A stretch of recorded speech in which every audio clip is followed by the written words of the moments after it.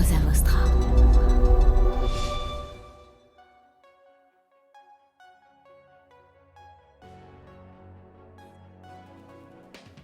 Quand il y a eu des coupures de Facebook, les gens se sont rués effectivement sur les sites d'information. Ça s'est fait à plusieurs reprises.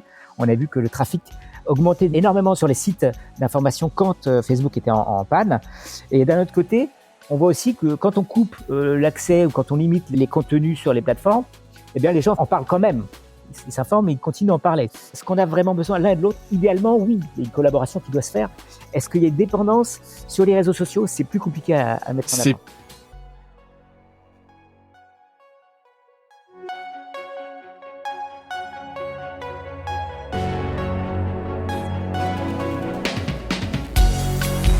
Bienvenue dans Mediarama, le podcast du futur des médias. Je suis François Desfossés et chaque semaine, je rencontre des entrepreneurs, des têtes penseuses et des experts de la galaxie média. Ce podcast est proposé par Cosa Vostra, agence de conseil tech et créative. Retrouvez-nous sur cosavostra.com.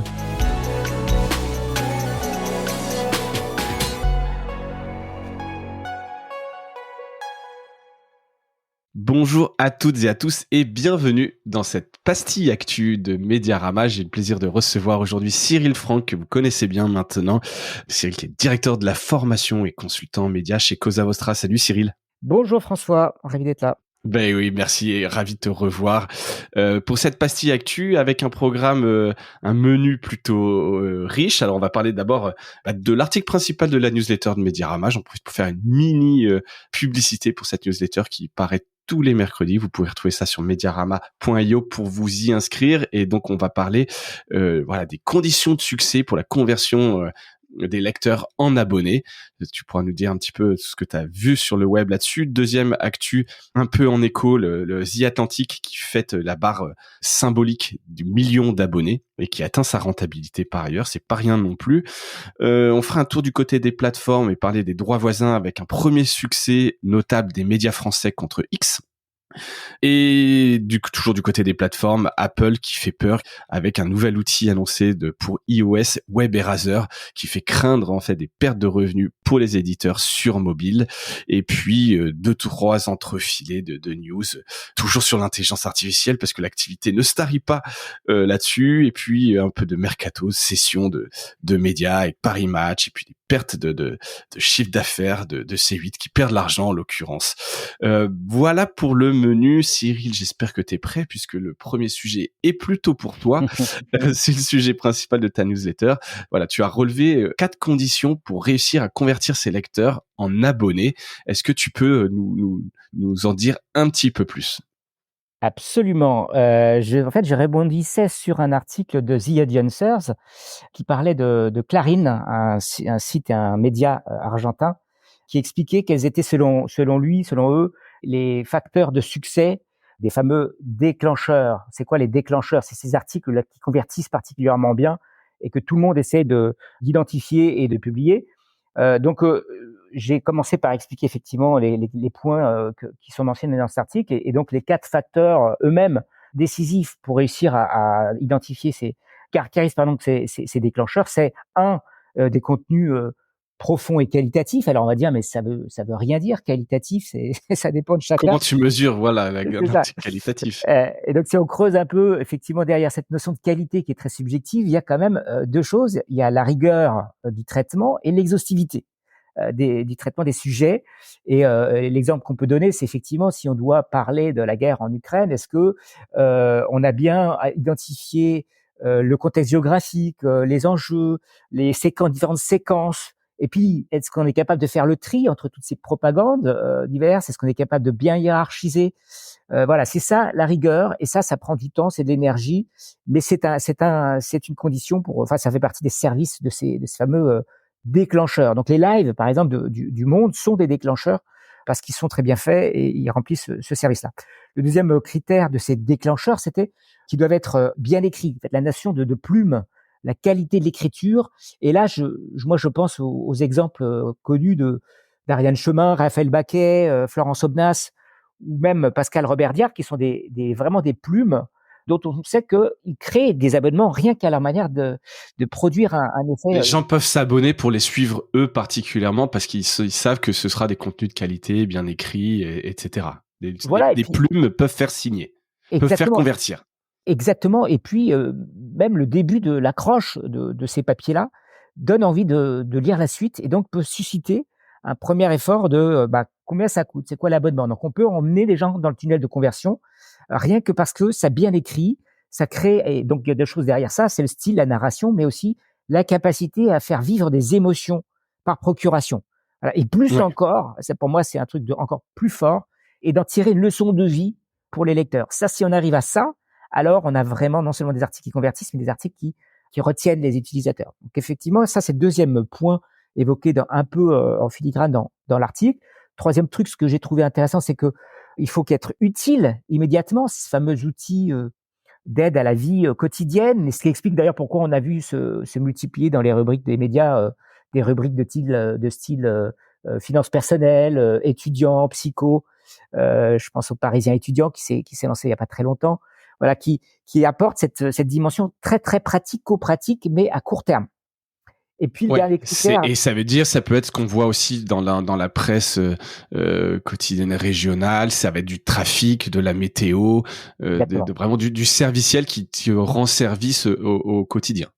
C'est ça. Alors, il faut distinguer les articles qui sont des accrocheurs. Là, tu parles déjà du deuxième critère qui, pour moi, sont les services globaux sur la durée. C'est le service Hmm. global d'information, effectivement, sur ces services globaux d'information.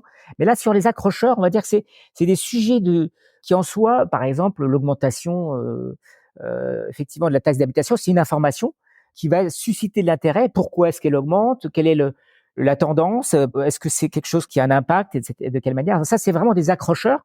Puis après, évidemment, il faudra le fond de jeu, ce que j'appelle le fond de jeu, c'est le deuxième point, le deuxième critère important, qui est d'avoir les fondamentaux. Et dans ces fondamentaux, on retrouve effectivement les services pratiques, pratiques, les horaires de bus, ce que tu disais à l'instant, c'est ces choses vraiment servicielles dont on a besoin. Mais avant de Ok. parler de ce deuxième critère qui est important, dans lequel on retrouve d'ailleurs l'actu, le traitement de l'actu, on va en reparler. Déjà, il y a un dernier point, c'est quand même clair sur ces déclencheurs, c'est qu'il faut que ces déclencheurs soient exclusifs. Et ça a l'air d'être une évidence, mais non seulement il faut qu'ils soient exclusifs, c'est-à-dire qu'on soit sûr qu'on peut pas les retrouver ailleurs, mais qu'en plus, ils soient originaux et qu'ils créent un sentiment de différence par rapport aux concurrents. Et c'est là qu'on va travailler avec le marketing pour avoir cette distinction de ton, de traitement et de service. Qu'est-ce qu'on rend comme service? Je pense à la contre-programmation de M6 dans les années 80-90, qui, alors que tout le monde était sur le film du dimanche soir, eux proposaient le magazine Capital. Un, parce qu'ils n'avaient pas les moyens de s'aligner sur les tarifs, et deux, parce que ça leur permettait d'avoir un style, un ton, quelque chose de très distinctif et de pouvoir récupérer une partie du public qui s'est désintéressé de ces blockbusters souvent diffusés le dimanche soir. Donc voilà, ça c'est intéressant. Donc le deuxième point, j'en ai déjà un peu parlé, c'est services pratiques, mais il faut Ouais. ajouter les nouvelles. Parce qu'on vous dit, bon, les nouvelles, ce qui est compliqué, c'est que les nouvelles, le traitement des nouvelles, c'est que personne n'est prêt à payer pour ça. C'est un truc qu'on retrouve gratuitement partout ailleurs, sur les chaînes de télé, en radio, sur le web, sur les agrégateurs de news. Donc le problème, c'est que malgré tout, il faut bien savoir que les Français, ils ne s'abonnent en moyenne qu'à un et voire rarement deux sites d'information. Donc il faut proposer un service global. Service global, ça comprend l'actu, de qu'est-ce qui s'est passé. Et de ce point de vue-là, on ne peut pas se couper simplement de cette partie-là qui fait partie du service global. Et la problématique, c'est que quand on est un site d'information générale de taille moyenne, bah, ça coûte cher de traiter cette actu au jour le jour, de suivre, de hiérarchiser, de faire tout ce que j'ai évoqué tout à l'heure, voilà, Oui, et pas faire simplement un bâtonnage de dépêche qui n'a pas grand intérêt pour le coup, parce que là, c'est vraiment typiquement ce que tu vas retrouver partout ailleurs. Exactement. Alors c'est ça qui est compliqué, c'est que non seulement il faut pas faire du bâtonnage, mais en même temps, est-ce qu'on peut s'aligner avec les centaines de journalistes que propose Le Monde ou Le Figaro? C'est compliqué. Et C'est donc difficile, oui. c'est pour ça qu'on voit la prime au plus gros, qu'aujourd'hui c'est surtout ces grandes rédactions comme Le Figaro, comme le Monde, Le Figaro un peu et en région Ouest-France, qui récupèrent l'essentiel des abonnés parce qu'ils sont Ouais. capables d'apporter ce service de suivi, plus bien entendu tout le reste, c'est-à-dire la valeur ajoutée qu'on a un peu évoquée. Et Donc voilà, avec une couverture nationale, internationale, etc., quoi. Ils ont cette exactement. puissance de frappe. Exactement. Donc la question, c'est comment on arrive quand même à proposer une information, un suivi quand même minimal, avec des effectifs réduits et tout en apportant le reste, c'est-à-dire la valeur ajoutée que j'ai évoquée sur les contenus accrocheurs, déclencheurs, voilà, les services pratiques. Voilà, ça Et tout ça, c'est le fond quelque part. Est-ce que la forme compte aussi? Alors, la forme, elle compte évidemment. C'est le troisième point. C'est en fait, il faut tout ça soit être présenté sous une forme, une interface plaisante. Et c'est là que joue l'importance du produit, la fonction produit dont j'ai déjà parlé dans un article précédent. L'importance du chef de produit qui va coordonner la technique, l'UX design, les interfaces et aussi un peu le marketing pour mettre en avant toutes ces valeurs ajoutées. Donc, c'est le quatrième point, le marketing qui doit être décisif pour à la fois distinguer la valeur ajoutée, c'est la question de la stratégie. Pour moi, et pour moi, de ce point de vue-là, il faut avoir un peu la méthode Unique Selling Proposition, c'est-à-dire quel est ton service de base. Est-ce que tu es là pour relier les gens? Est-ce que tu es là pour les éclairer?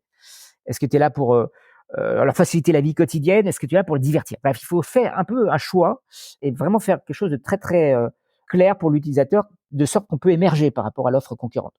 Donc ça, c'est la stratégie marketing. Et puis derrière, il y a tout le tunnel de conversion par les data, capable de cibler. Donc ça, je reviens pas là-dessus parce que c'est un petit peu, ça a l'air d'être une évidence, mais ça nécessite quand même d'avoir au préalable des ressources et puis une certaine maturité et puis effectivement au préalable traquer un peu toute cette donnée pour sentir ce moment de bascule quand ça va déclencher, quoi. Il faudrait pas avoir fait les 3 premiers points puis pas être capable de détecter ce passage à l'acte, quoi. C'est ça, et c'est là qu'il y a un énorme travail de coordination entre toutes les équipes. C'est ça qui est très compliqué, entre le marketing, entre l'édito, la rédaction, entre la technique et le produit. C'est tout ça qui doit être travaillé de concert pour pouvoir être capable de proposer les bonnes offres au bon moment, être contextualisé, tenir compte des profils différents, des navigations différentes des utilisateurs, et comme ça augmenter petit à petit son nombre d'abonnés. Il faut savoir que j'ai fait un petit calcul. Le monde, si on prend le nombre de visiteurs mensuels, c'est 130 millions de visites mensuelles par mois. Sur ces 130 millions, en moyenne, l'année dernière, ils ont convaincu 55 000 abonnés. Ce qui nous fait... Ouais, donc vas-y, t'as fait le calcul. Un taux de conversion de 0,00040. Voilà, par visite. Donc, ça veut dire que il faut continuer d'avoir du trafic, mais surtout du trafic qualifié, trafic pertinent et d'être en rebond intelligent avec les gens qui viennent vous voir.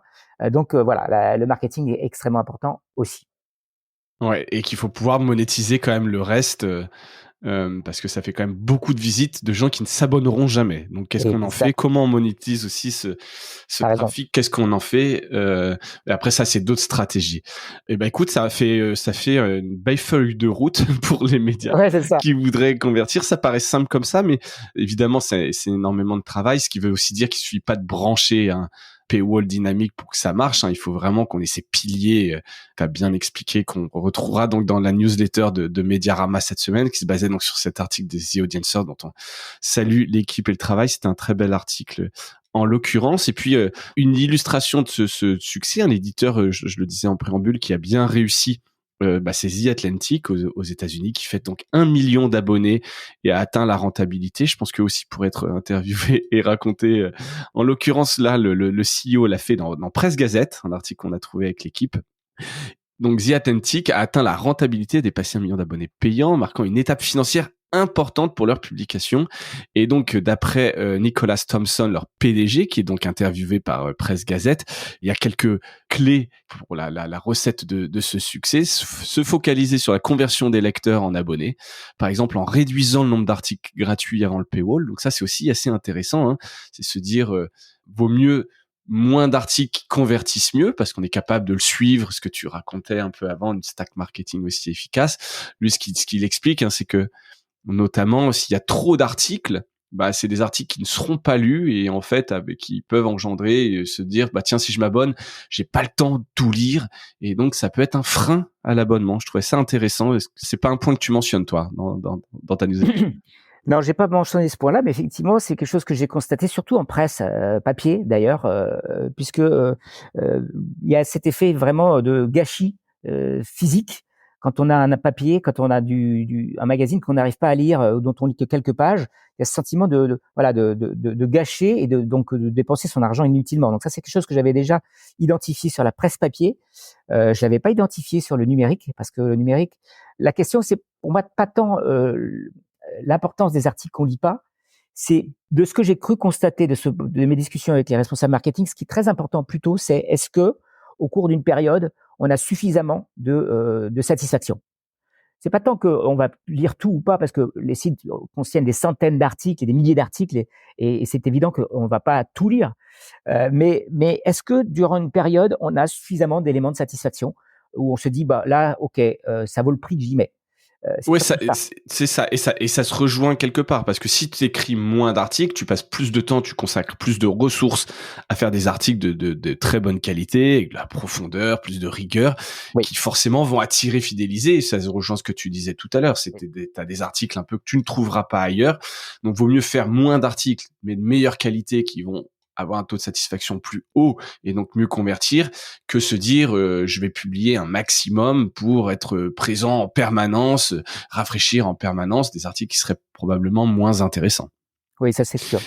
Et donc ton point est très beau, et donc je précise, j'ai fait une petite erreur, c'était lui ce qu'il voulait au début, effectivement, c'est quand il parlait de se focaliser sur la conversion des lecteurs en abonnés, c'était moins d'articles gratuits avant le paywall, pour les confronter plus vite au paywall.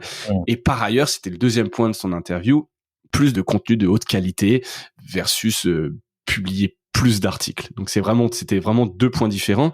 Et le troisième qui était évidemment intéressant et qu'on évoquait un peu juste avant en conclusion, c'est pour s'assurer une croissance future, prévoir de la diversification des sources de revenus avec des nouvelles strates publicitaires, une expansion à l'international, puisque on l'a dit, il y a quand même une majorité de l'audience qui ne se convertira pas, qui ne s'abonnera pas. Donc, il faut malgré tout penser à d'autres sources de revenus. Moi, c'est quand même un conseil que je donne souvent aux éditeurs, c'est d'avoir plusieurs sources de revenus qui se complètent. Comme on le dit, les petits ruisseaux font les grandes rivières. Voilà, donc ça, article de Presse Gazette sur ce milestone atteint par The Atlantic, 1 million d'abonnés et la rentabilité. Bravo à eux. On passe tout de suite du côté des plateformes. Premier succès premier succès en tout cas au tribunal pour les médias français face à X, donc anciennement Twitter, par rapport aux droits voisins. Donc c'est une news qui date du 23 mai. La justice a donné raison aux éditeurs français dans un litige concernant les droits voisins contre le réseau social X. Et donc ce jugement ordonne à X sous 2 mois de publier aux éditeurs, donc dans lesquels on retrouve Le Figaro, l'AFP, Le Monde, Les Échos, Le Parisien. Ils ont 2 mois pour communiquer aux éditeurs toutes leurs stats d'utilisation en fait de leur contenu, de leur publication sur ce réseau social, le nombre de clics, le nombre de vues, alors tout ça évidemment confidentiel entre eux, mais voilà, avec cette obligation sous 2 mois, un référé de le faire. Pour rappel, ceux qui débarqueraient dans la planète média et c'est très bien, soyez les bienvenus. Les droits voisins, c'est les droits d'auteur qui permettent aux médias d'obtenir une compensation financière lorsque leurs articles ont été utilisés ou réutilisés, republiés par des plateformes en ligne. Donc tout ça doit être normalement comptabilisé, communiqué auprès des éditeurs, et évidemment, puisqu'on a eu de la publicité autour de ces articles, il doit y avoir une rémunération qui est renvoyée aux éditeurs, mais les plateformes ne jouent pas trop le jeu, et donc là, rappel à l'ordre contre X. Est-ce que ça t'inspire, ça? Faut continuer de se battre, c'est bien, c'est un signal fort. C'est une bonne nouvelle finalement. C'est une bonne nouvelle parce que ça lutte contre l'opacité traditionnelle des plateformes, dont on ne sait pas du tout comment ça fonctionne, quelles sont les métriques, etc. Donc sur le fond, c'est très bien. Après, il y a un effet de bord, c'est que face à ces coûts croissants demandés par les éditeurs, on voit aussi les plateformes sociales qui se coupent de plus en plus de l'information. Oui. Alors je sais effectivement, c'est une des raisons. Après, il y a plein d'autres raisons, mais t'as raison. C'est que quelque part, à un moment donné, c'est trop compliqué. Mais bon, après, moi, je pense quand même que les plateformes ont besoin des contenus des éditeurs. Et si elles le font pas, c'est parce que dans leur vision, dans leur algorithme, c'est trop anxiogène ou etc. Mais je pense que ce serait une erreur pour les plateformes de se couper complètement. Ce que fait Meta, je trouve un peu aberrant. Enfin, ça, c'est plus mon avis perso. J'ai pas de certitude là-dessus parce que j'entends tout et son contraire sur la dépendance et c'est un rapport de force en fait entre justement les producteurs de contenu et les plateformes. Les uns disent on n'a pas besoin de vous, les autres disent bah sans nous vous n'êtes pas utile, vous servez à rien. J'ai assez peu de certitude là-dessus. Ce que je sais, c'est que Google lui a bien compris qu'il en avait besoin, ça c'est une certitude. Parce que pour le coup, un service d'information, un service de moteur de recherche qui se passerait de l'actu, c'est pas crédible. Les plateformes, c'est moins évident parce que ce qu'on a pu constater quand il y avait, alors ça marche dans les deux sens. Hein, quand il y a eu des coupures de Facebook, les gens se sont rués effectivement sur les sites d'information. Ça s'est fait à plusieurs reprises. On a vu que le trafic était augmenté énormément sur les plateformes, sur les sites d'information quand Facebook était en panne. Et d'un autre côté, on voit aussi que quand on coupe l'accès ou quand on limite les contenus sur les plateformes, eh bien les gens en parlent quand même. Ils s'informent, mais ils continuent d'en parler. C'est-à-dire qu'on n'a pas forcément besoin de diffuser directement. Ça marche quand même. Ils continuent de se parler. Donc, si tu veux, c'est compliqué de dire est-ce qu'on a vraiment besoin l'un de l'autre. Idéalement, oui, il y a une collaboration qui doit se faire. Est-ce qu'il y a une dépendance sur les réseaux sociaux? C'est plus compliqué à mettre en avant. C'est plus compliqué. Après, le problème, c'est que si les éditeurs ne peuvent plus publier ou que c'est plus relayé, bah, ça laisse de la place pour des fake news, de la désinformation, d'autres producteurs de contenu qui, eux, ne s'embrassent pas forcément des mêmes règles. Donc oui, le rapport de force est un peu inversé. En l'occurrence, sur X, il y a quand même beaucoup de publications des éditeurs qui sont reprises. La filiale France refuse de négocier. Petit rappel à l'ordre, c'était le sujet de la news. Voilà, petite victoire notable pour les médias français. On suivra ça. X est quand même un de ceux qui joue le moins le jeu dans l'histoire des droits voisins et qui ne peut absolument pas négocier. Donc, c'est bien quelque part aussi que la loi s'en mêle. Toujours côté plateforme, Apple et son nouvel outil qui risque d'enterrer la presse. Alors, de quel nouvel outil parle-t-on? On parle de Web Eraser, donc qui est prévu dans la prochaine version d'iOS 18, donc iOS étant le système d'opération des iPhones, et notamment qui sera dans Safari, c'est-à-dire que les utilisateurs de Safari dans sa version 18 qui sortira bientôt, ça bloquera les publicités.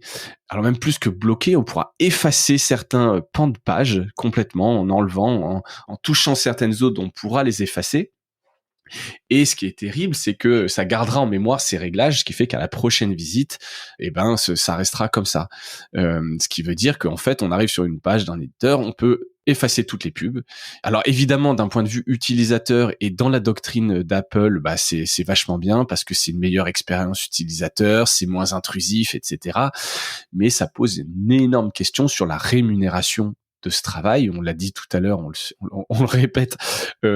Seule une infime fraction des utilisateurs convertissent, donc le modèle publicitaire reste un modèle ultra important dans la presse. Donc ce genre d'outil, les adblockers, qui étaient un peu qui nécessitait avant que les gens les installent. Maintenant, c'est natif dans un système comme Safari, qui est quand même utilisé par beaucoup de personnes, qui ne s'embarrassent pas forcément à changer de navigateur. Ça peut être très compliqué. Donc, tu as la News Media Association, la NMA, qui représente donc de grands titres comme le Times, le Guardian, qui souligne que la publicité est essentielle au financement du journalisme et qui s'en émeut dans un article du Financial Times. Qu'est-ce que ça t'inspire, toi, ce côté où on laisse l'utilisateur pouvoir enlever les publicités, etc. Est-ce que tu trouves ça bien? Bah, en fait, c'est compliqué parce qu'effectivement, d'un point de vue utilisateur, à titre individuel, c'est très satisfaisant. Enfin, on a tous plus ou moins utilisé un adblocker quand on était à la période où on était complètement submergé par les publicités envahissantes. Donc, d'un point de vue utilisateur, je dirais, bah oui, super. D'un point de vue plus global, à l'échelle de la société, c'est compliqué parce que comment finance-t-on l'information? Toujours la question de l'individuel versus le collectif. Ouais. Financer l'information sans la publicité, c'est un petit peu ce qui est en train de se produire, puisqu'il y a un mouvement global qui est en train de faire tomber ce pan entier de financement des médias par la publicité. C'est compliqué. Donc oui, ça s'ajoute à la fin des cookies tiers sur Chrome, qui était déjà le cas sur Safari d'ailleurs, et sur Firefox. Ça s'ajoute à SGE, Search Generative Experience, qui propose des contenus avant le clic, avant le lien. Ça s'ajoute à tout ce qui va être effectivement IA en général, qui vont proposer des contenus sans lien, sans l'économie du lien, du clic est en perdition, et ce qui pose un vrai souci de financement, puisque aujourd'hui les médias tiennent entre 20-25%, parfois plus, de leur modèle sur de la publicité. Ouais. On a vu en 2008 aux États-Unis comment la chute, suite à la crise des subprimes, comment la chute du marché publicitaire avait démoli des milliers d'emplois et créé des déserts d'informations dans certaines localités, juste parce que la publicité s'était effondrée. Et non pas à cause des lecteurs. Les lecteurs étaient les premiers désolés d'ailleurs pour leur local de la disparition de leurs journaux. Mais cette publicité, ils en ont besoin. Donc c'est vraiment la fin d'une époque. C'est un truc dont j'ai parlé dans une précédente newsletter, la fin du gratuit, avec la fin de 20 minutes. Avec la fin du print, notamment chez 20 minutes. C'est une période compliquée où il va falloir réinventer des modes de financement, et tout le monde, malheureusement, ne va pas réussir à s'en sortir dans cette équation. Donc, ça risque de produire des effets de bord sur des titres qui vont disparaître, sur du chômage, et c'est pas une bonne nouvelle pour le citoyen. Non, clairement. Donc ça va relancer le débat ou pas le débat, mais l'importance d'avoir une marque forte, d'avoir peut-être une application. Tu vois, pendant longtemps, on se disait les applications, ça coûte cher, faut que les gens les installent, mais au moins t'es dans un environnement que tu maîtrises, que tu contrôles. Voilà, ça va se poser un peu toutes ces questions-là. En tout cas, voilà, c'est comme tu l'as dit, c'est à la fois d'un point de vue individuel très sympa d'avoir une expérience sans publicité, mais derrière, s'il n'y a pas de revenus, ce sera compliqué de maintenir les équipes. Donc, affaire à suivre en tout cas, mais on sent quand même que c'est le sens du marché. Il y a plein maintenant de navigateurs, tu l'as dit. Moi, j'utilise Arc en browser à la place de Chrome, qui intègre nativement aussi du ad blocking. C'est très compliqué. On continue sur les plateformes. Alors une autre type de plateforme, hein, OpenAI, qui annonce en fait un deal avec avec News Corp. J'allais dire Axel Springer, c'était un autre sujet, pardon. News Corp qui a annoncé donc un deal avec OpenAI pour 250 millions de dollars sur 5 ans. Alors c'est évidemment énorme et à la fois pas grand chose à l'échelle d'un groupe comme ça, et j'en parle parce qu'il y a eu un article hyper intéressant sur Substack par Hamilton Nolan, donc on mettra évidemment tous les articles dans les notes de l'épisode, mais en fait qui dit que faire un deal avec OpenAI, c'est comme vendre sa maison pour en faire du petit bois et faire un feu, donc c'est une aberration. Donc il explique très bien en fait pourquoi en fait il faudrait pas faire ça, et c'est un manque de vision. Alors c'est d'après lui, hein, parce que en fait grosso modo il est en train de se passer ce qui s'est passé avec Google, avec Facebook, qui fait fi de toute régulation et puis qui pille les contenus et qui sont devenus à un moment donné trop gros et à qui on trouve des deals. Donc il fustige un petit peu tous ces grands patrons de presse qui signent des deals très très très court-termistes et au contraire salue des initiatives comme le New York Times qui eux rentrent en procès et défendent une valeur de leur contenu et voient bien ce qui est en train de se passer, et que ils peuvent pas sortir gagnants de ce genre de deal avec des visions très court terme. Je sais pas ce que t'en penses, toi, quand tu vois une annonce comme ça, un contrat de 250 millions sur 5 ans, évidemment, tu peux dire que c'est beaucoup d'argent. Ouais, en fait, j'ai déjà publié une newsletter sur ce sujet qui faisait écho à un papier, d'ailleurs, un billet de Frédéric Fillou, qui disait à peu près la même chose, qui disait que c'est une erreur de la part des éditeurs de céder leur contenu, leur valeur pour un plat de lentilles. 250 millions de dollars sur 5 ans à l'échelle de News Corp, c'est pas grand chose en fait. C'est vrai que ça représente une somme importante dans l'absolu, et je crois que les deals qui ont été signés à l'échelle internationale, c'est quelques dizaines de millions. Donc celui-ci est particulièrement gros, mais c'est pas non plus de ce dont j'entends parler, parce qu'il n'y a pas de chiffre officiel. Si ça se trouve, c'est une rumeur, mais en tout cas, c'est pas des chiffres qui sont de l'ordre du milliard. Non, bien sûr que non. Et donc voilà, là, celui de News Corp est annoncé, c'est 50 millions par an pour l'ensemble du groupe News Corp. Ouais, ce qui est plutôt un des plus gros chiffres que j'ai vu pour l'instant. Oui. C'est vrai, même si on n'a pas beaucoup d'informations sur le détail. Je trouve que c'est effectivement toute la question est de savoir ce que contient ce deal. Est-ce qu'il y a ce qu'évoquait très bien Emmanuel Parodi dans une discussion qu'on a eue sur LinkedIn à ce sujet, c'est que est-ce qu'on a ou pas une intégration, une collaboration technique qui permet d'augmenter les produits, est-ce qu'il y a quelque chose un partenariat industriel derrière ou pas? Est-ce que c'est juste de l'échange de données versus un chèque? Si c'est le cas, alors je pense qu'effectivement c'est une erreur. de juste céder ces contenus, parce qu'une fois que les algorithmes seront suffisamment performants, ils auront de moins en moins besoin de ces partenariats. Bah c'est un peu ça le point en fait, c'est de dire qu'il faut pas abandonner et céder aux sirènes là de l'argent en se disant de toute façon ils sont devenus trop gros et s'ils signent pas un agrément, de toute façon ils le feront quand même de manière clandestine dans mon dos, etc. Donc autant prendre de l'argent. C'est ce que disait Louis Dreyfus dans une interview. Donc on n'a pas encore les détails non plus du deal avec Le Monde, mais c'est pas en tout cas voilà, c'est le New York Times eux trace une ligne dans le sable en disant non, vous ne pouvez pas toucher à nos contenus, on se bat contre ça et on sait qu'on sortira pas gagnant de ce genre de deal ou de bras de fer, c'est très compliqué. Ouais, Voilà, vas-y. Ouais, sur cette question, c'est un grand classique. Il suffit une personne dans le collectif renonce et tout le collectif s'effondre. C'est-à-dire qu'il faut être soudé dans ce genre de choses. Évidemment que les premiers qui vont faire des deals vont récupérer des gros chèques parce que l'idée, c'est de servir d'appôt pour tous les autres. Donc évidemment, j'ai dans ce genre de discussion, évidemment, pareil à l'époque où il y avait Google qui proposait Google Discover. Pas Google Discover, les contenus natifs dans Google, je me rappelle plus comment ça s'appelait, la plateforme. C'était la même chose. Ils annonçaient récupérer, et puis Facebook native, comment ça s'appelait, Facebook Content, c'était pareil. C'est ceux qui ont fait des deals avec eux donner leur contenu en échange d'un gros chèque, mais derrière, c'était pour attirer tous les autres. Ouais. Donc c'est pas un calcul collectif. Encore une fois, c'est un calcul individuel. C'est la même chose que ce qu'on a dit tout à l'heure à l'échelle individuelle. Ouais, c'est ça. C'est super pour le monde, c'est super pour ceux qui font des deals en premier.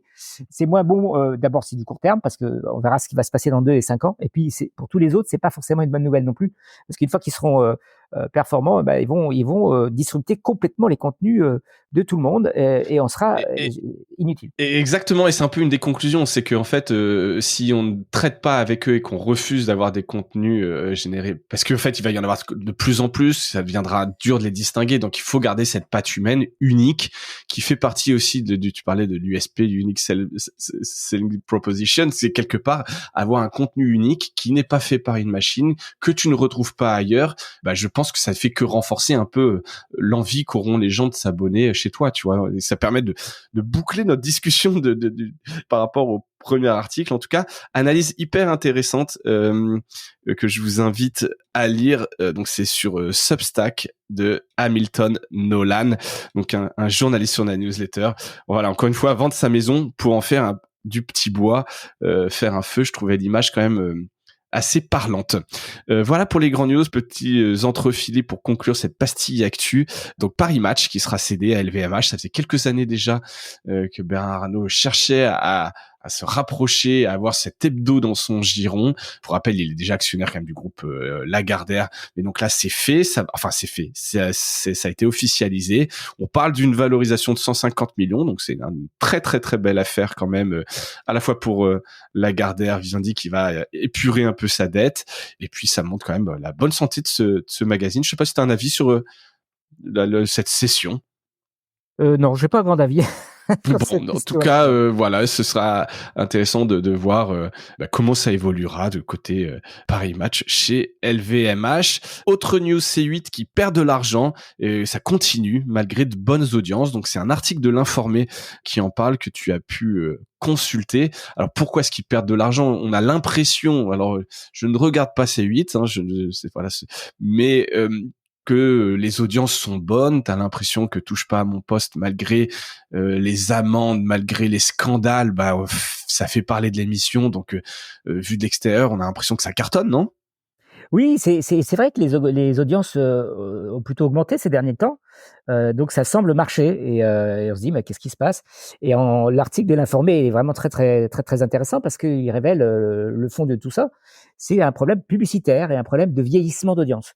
L'audience Touche pas à mon poste, contrairement à ce qu'on pourrait imaginer, elle est de plus de 60 ans.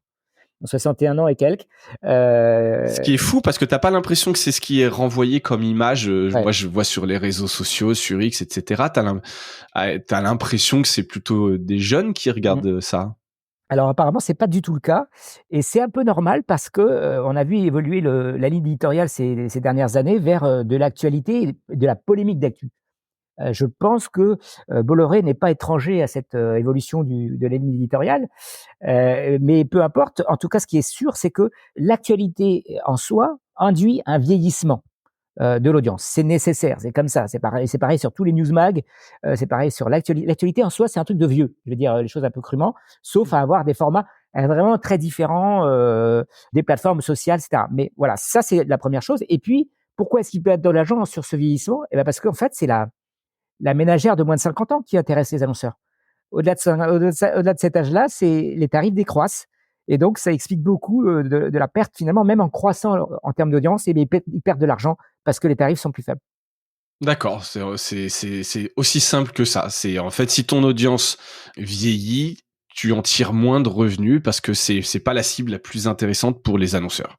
Exactement, vraiment, c'est les ménagères qui vont décider des actes d'achat dans les ménages de moins de 50 ans. C'est toujours cette fameuse Ça ménagère de moins de reste 50 ans. toujours cette ménagère. Elle a pas changé, elle est toujours là. Elle est Et, toujours là. et donc c'est pas elle qui regarde C8 a priori. Voilà, donc ça, mauvaise nouvelle pour C8. Dernière entrefilée, les fréquences de la TNT qui vont être réattribuées. Et donc plein de médias, j'allais dire énormément, faut pas exagérer non plus, ont présenté leur candidature à l'Arcom, l'Express, Sud-Ouest ou encore le média.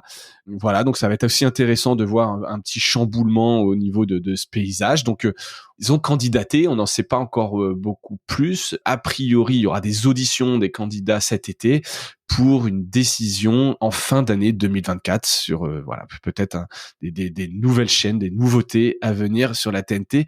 On suivra ça. T'as un avis sur ce sujet de la réattribution des fréquences de la TNT?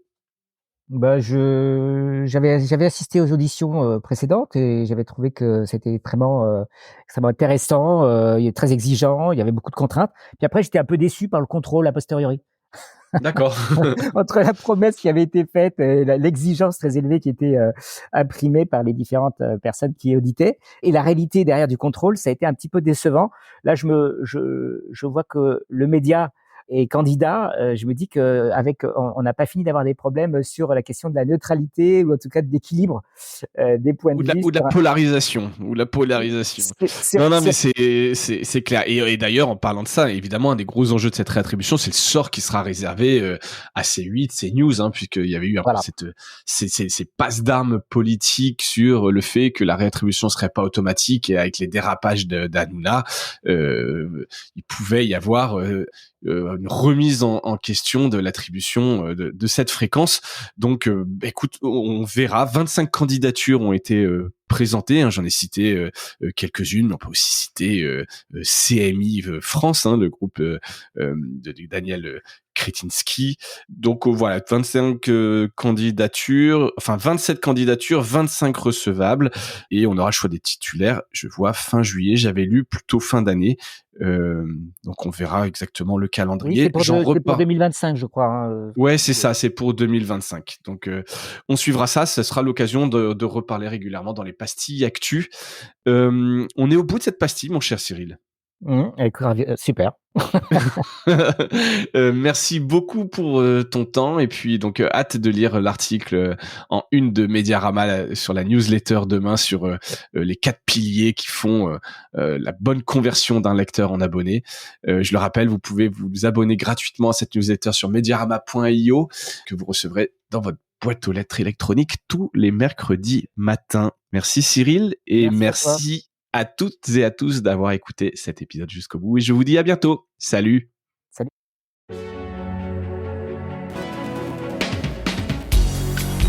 Voilà, Mediarama s'achève. Si cet épisode vous a plu, n'hésitez pas à le liker et le partager. Et puis, si vous souhaitez être accompagné par notre agence Cosa Vostra, contactez-moi par mail mediarama@cosavostra.com. Portez-vous bien.